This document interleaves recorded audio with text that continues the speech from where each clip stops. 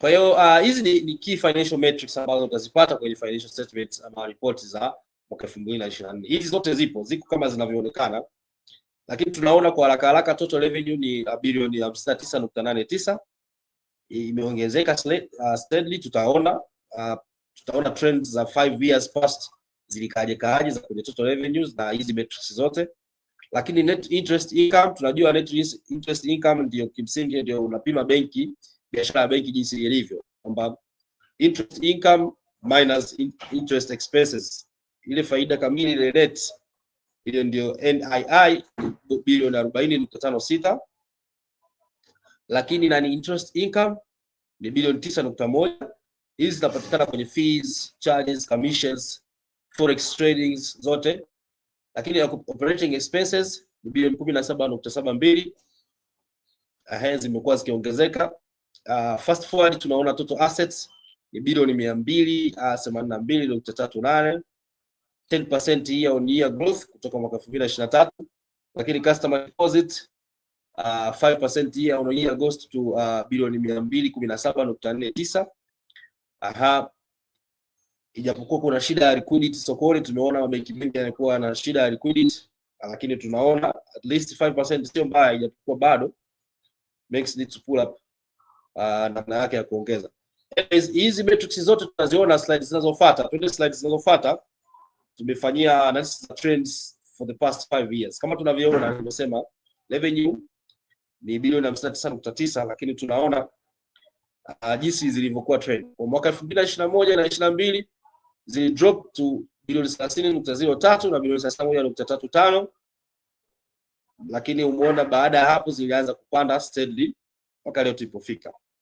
Net profit after tax ama profit after tax, tunaona mwaka huu ni bilioni 9.04, mwaka jana ilikuwa ni bilioni 7.63, mwaka uliopita ilikuwa ni bilioni 6.79. Sasa swala msingi ni kwamba kumbe benki imekuwa ikitengeneza profit. Hizi ni profit after tax kama tunavyoona kwa hiyo trend. Kwa nini mwaka huu ndio umetusurprise na dividend? Kwa nini mwaka jana hawakutoa dividend? Kwa sababu mwaka jana walitengeneza profit after tax ya bilioni 7.63. Kwa nini hawakutoa dividend? Wangeenda kutoa dividend hata around shilingi 60 hapo kwa kila hisa. Lakini ngoja tuone slides zinazofuata zitatuonyesha ni kwa nini.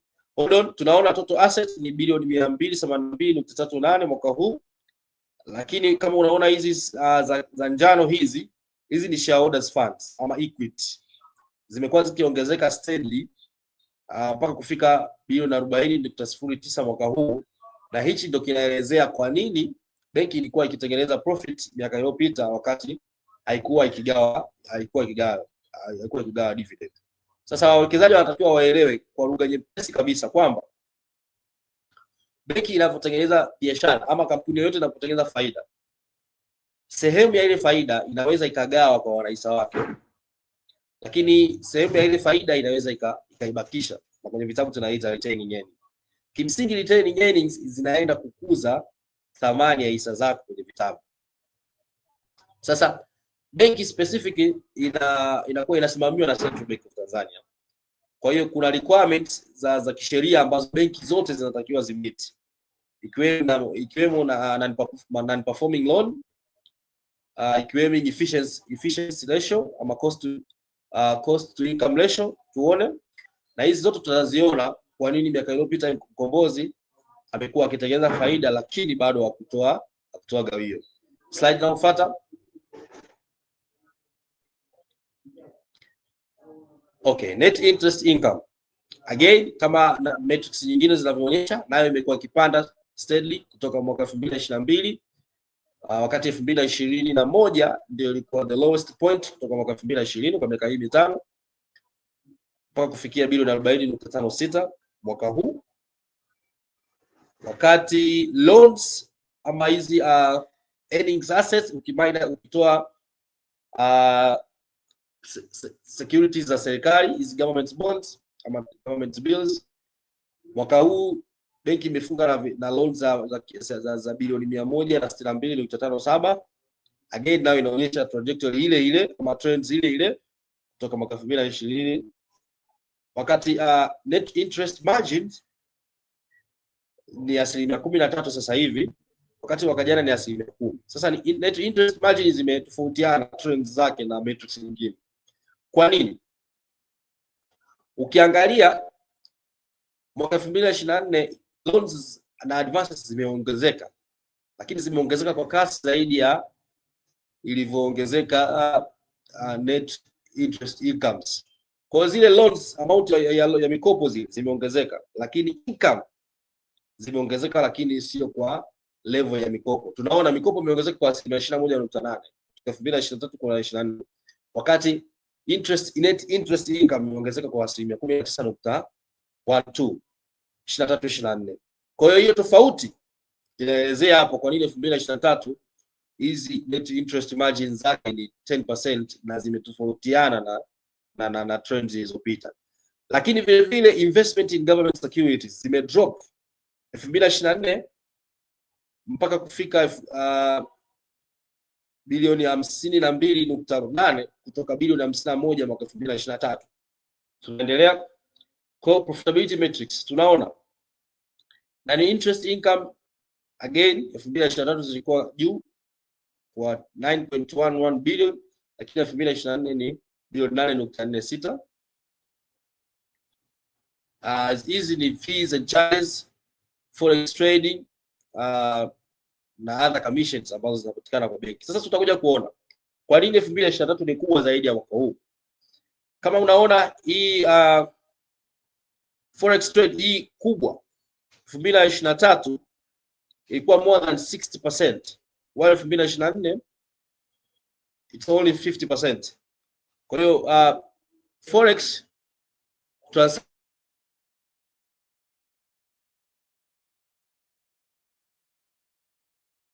interest incomes ama hizi fees and commissions ama charges kuwa kubwa mwaka 2023 compare na mwaka huu. Lakini profit after tax kama nilivyoelezea mwanzo, mwaka huu ni 9.04 billions, na hiyo ndio imetupa gawio. Lakini tunaona return on asset na return on equity. Return on asset hii ya njano, lakini return on equity hii ya blue hapa pembeni, kama data zinavyoonyesha hapo. Lakini kitu cha msingi kabisa tunaona cost to income ratio zimefanya vizuri mpaka kufika 46% kutoka 53.3 mwaka 2020. Hichi kimsingi ukijumlisha na non performing loan ndio kitu ambacho kimepelekea benki isitoe gawio. Sheria za benki kuu zinaitaka benki isipofika cost to income ratio chini ya 50% ama isipofika non performing loans ratio chini ya 5%, benki haitakiwi kutoa kwanza gawio kwa wanahisa wake, vile vile haitakiwi kutoa bonus kwa wafanyakazi wake. Lengo ni kuprotect mtaji wa benki kama tunavyojua. Next slide.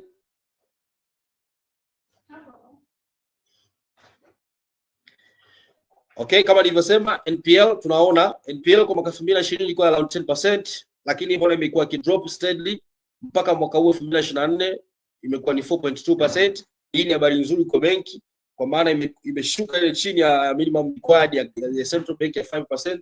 Hivyo ndo tunaona magawio yametoka na hofu wafanyakazi wa Mkombozi benki mwaka huu watapata bonus, na sitegemei kama walikuwa wakipata bonus miaka iliyopita. Lakini deposit to loan ratios tunaona iko around 66% kwa 2020 na mpaka mwaka huu 2024 ipo around 74.75%.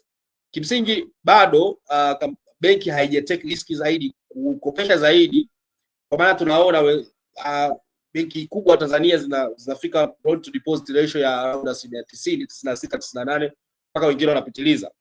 Lakini kwa hiyo maana yake ni habari nzuri kwa maana benki bado ina potential kuendelea kukopesha. Deposit bado ni nyingi compare na mikopo ambayo benki imekuwa ikitoa, na tunajua mikopo hii ndio inaleta zile interest. Lakini NPL kama nilivyosema 4.2% mwaka huu, below 5% BOT benchmark kama nilivyoelezea vyote. Lakini loan book growth imekuwa kikua, loan book imekuwa kikua kama nilivyoonyesha slide zilizopita. lakini quality yake imekuwa kidrop. Quality yake unaipima kwenye hizi NPL, non performing loans. Kama unavyoona hii graph ya njano yenyewe zinashuka, manake quality ya kitabu inaongezeka, maana non performing loans zinakuwa chache zaidi ya while mikopo inaongezeka, non performing loans zinashuka.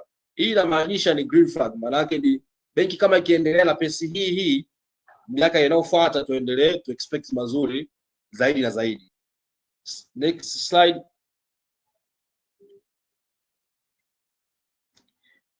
Kwa kumalizia tu, hii ndio ownership structure ya Mkombozi Commercial Bank. Kama mnavyoona, kwa zaidi ya 45% inamilikiwa na Catholic Diocese. Lakini 15% ndio individual wa Tanzania investors hawa. Na hizi zilizobaki, kwa hiyo retail investor kimsingi wapo around 15%. Kwa hiyo sokoni watu tunagombania hii 15%, na kimsingi individual investor ambao amemiliki zaidi ya 0.3% ya hisa zote ambazo zimekuwa ziko sokoni. Na hii pembeni hapa ni dividend history ya Mkombozi Commercial Bank. Kama tunavyoiona, mara ya kwanza Mkombozi alitoa gawio la shilingi 25 mwaka 2007, na leo ni mara ya pili amedeclare shilingi 92.4 2024. Lakini outflow kwa hizi namba tulizoziona na trajectory tulizoziona, outflow mwakani na miaka inayofuata consecutive, Mkombozi ataendelea kutoa magawio. Kwa hiyo kwa ufupi tu hapa niwakilishe, labda kama Mr. Fortas na Aurelia, Madam Aurelia anachangia kwenye hili. Okay, asante sana Justin kwa hiyo performance review ya Mkombozi. Labda kitu ambacho ningeongezea kidogo ni ambacho Justin ukuja akigusia, ni kwamba Mkombozi Bank waliingia kwenye DSC kwenye ile dirisha dogo, waliingia kwenye Enterprise Growth Market, na mwaka juzi nafikiri sisi Orbit tuwachukua kama wao chini yetu wakiwa kwenye dirisha dogo kama nomad. Kwa sisi ndio tulikuwa nomad wao, tukafacilitate hiyo transition sasa kugraduate kwenda kwenye dirisha kubwa.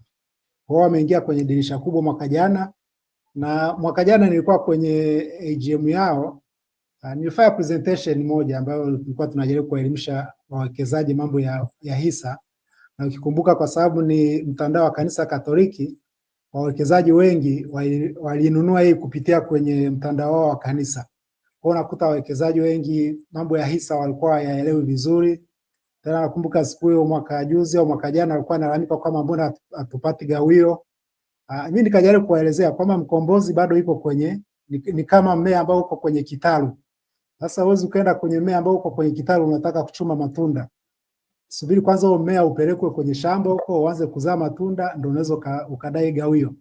Na hisi walinielewa by then. Sasa wako sasa shambani, na hii performance kama alivyoonyesha Justin, naona sasa wamefika kwenye point ambao kidogo wanatengeneza faida ambao wanaweza wakatoa gawio. Lakini nakumbuka mwaka jana concern sana ilikuwa walirezi concern sana baadhi ya shareholders na viongozi kwamba kwa mtandao walionao Katoliki na mashule yao na mataasisi yao, wakaona kama Mkombozi wakijipanga vizuri wanaweza kateke advantage yao mtandao kuweza kupitisha biashara nyingi sana kwenye hii benki yao, kitu ambacho naona kama kimeanza kuzaa matunda. Na of course cost to income ratio ambao Justin amegusia ni 55%, sio 50%, ambao at least mwaka huu wameweza kushuka na kufikia kiwango ambacho wanaweza kaa kwenye uhuru wa kuweza kutoa gawio. Labda kitu tunachoweza kuongezea, kwa kweli benki Mkombozi Bank na benki za level yake bado ni benki muhimu sana kwenye uchumi wetu, kwa sababu focus yao iko kwenye SMEs, na kuna tendency ya mabenki makubwa kishakuwa makubwa mno yanasahau sana hilo dirisha la SMEs na micro enterprises, wakati 90% ya uchumi na almost 90% ya employment iko kwenye hiyo sekta. Kwa benki kama hizi ni msaada mkubwa sana kwamba at least wana create liquidity ambayo inaenda kwenye kukuza hizo biashara kwenye hiyo level. Na nafikiri mwaka huu imekuwa ni mara ya kulipa dividend,